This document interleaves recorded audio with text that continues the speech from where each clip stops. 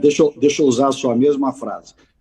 Quem escuta você falando acha que a Amazônia era o paraíso até o dia que o Bolsonaro virou presidente e passou a ser o inferno depois que o Bolsonaro virou presidente. Não tem afirmação mais falsa do que essa.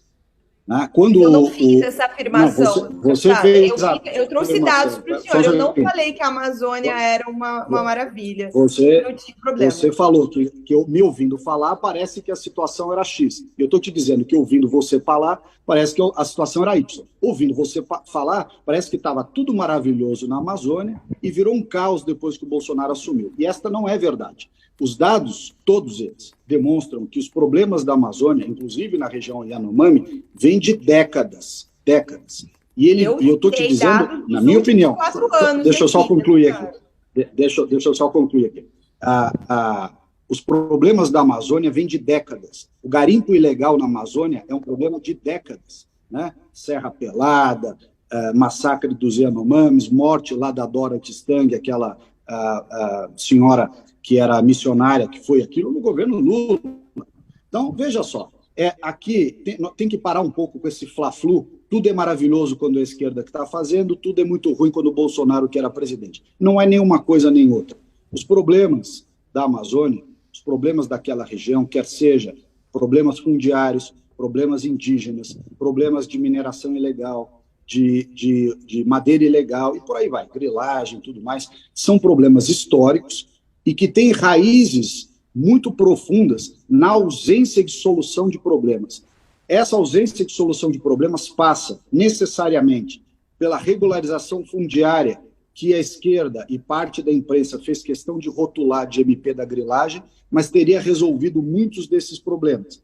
Não foi uma conduta, na minha opinião, produtiva, não foi uma conduta correta eliminar a discussão da regularização fundiária. Da mesma forma, a discussão de mineração, quer seja em terras indígenas ou em outras áreas, precisa ser tratada com objetividade. Essa lacração, dizendo não pode ter nada, ela não é produtiva, porque há muitas décadas já existe mineração ilegal na Amazônia, e se não se der uma solução para isso, institucional, estrutural, ela vai continuar existindo ilegalmente. Nós estamos falando de um território que é do tamanho da Europa, e que tem as maiores riquezas minerais do Brasil. Deputado, mas eu vou interromper o senhor aqui e dizer assim, em nenhum momento aqui nessa entrevista a gente falou sobre não ter mineração na Amazônia como um todo, porque é uma generalização muito grande da questão. O que eu acho que está colocado em função da crise Yanomami é a questão do garimpo dentro de terras indígenas, o que é bastante diferente do que o senhor está falando. Então, assim, garimpo é uma parte do mesmo assunto. Ô, Juliana, o garimpo em terras indígenas é uma parte deste problema maior chamado mineração na Amazônia. Se você considerar que as terras indígenas da Amazônia, eu não vou dizer que é a totalidade, porque não é, mas a grande maioria delas está demarcada justamente em cima das maiores reservas minerárias, quer seja de ouro, diamante, cassiterita e assim vai, você terá necessariamente que solucionar esse dilema de ter terras indígenas em cima das maiores reservas minerárias. E não adianta dizer que bastou ter virado terra indígena que, por via de consequência, não pode ter mineração. Porque esta é uma lógica criada através de um raciocínio que não se sustenta. Os próprios indígenas, nas diversas terras indígenas da Amazônia, em diferentes terras indígenas, eu te cito aqui 30 delas, os próprios indígenas fazem a mineração.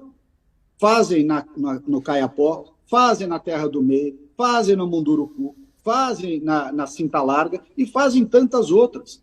Então, é você ignorar uma situação de fato, né, querendo criar uma solução artificial, teórica, para um problema que é prático. O problema prático você tem uma região no Brasil que é do tamanho da Europa, com 25 milhões de pessoas lá vivendo com o pior IDH do Brasil, pior do que o Nordeste, na média, sentadas em cima da maior riqueza mineral do país, e você diz para essas pessoas, não pode pôr a mão nessa riqueza, viva na miséria. A pessoa não vai viver desse jeito, ela vai procurar uma forma de sobreviver, de ganhar dinheiro. Então, a maneira correta de endereçar esse problema é você dizer, olha, vamos encontrar um caminho sustentável, um parâmetro que seja correto, que possa permitir uma fiscalização efetiva, que haja recolhimento de impostos, que haja respeito ambiental, que haja recuperação das áreas. O senhor acha que a retirada... O deputado... O senhor acha que a retirada dos garimpeiros que o Lula está promovendo, ela vai dar errado? Ela está errada? Acho uma medida correta, tá? Deixar bem claro aqui. Acho uma medida correta, que só está sendo possível agora porque, pelo menos o início dela, né, nós não vimos ainda a solução do problema, porque está havendo, pela primeira vez, o engajamento verdadeiro das Forças Armadas nessa operação. Tá? Agora, no momento em que você retirar as Forças Armadas, essa pressão toda vai retornar. Como você tem um território, Thales, da Amazônia, do tamanho da Europa, a pergunta que cabe é a seguinte: se você não der uma solução institucional e duradoura, como é que você vai fazer para que as Forças Armadas estejam onipresentes em todo o território da Amazônia ao mesmo tempo? Porque esse problema, e já está nos jornais dizendo que esses garimpeiros estão saindo da terra Yanomami e estão indo para outros lugares. E além da terra Yanomami, há inúmeras outras na Amazônia, onde esse problema, em menor escala, evidentemente, mas está acontecendo neste exato momento.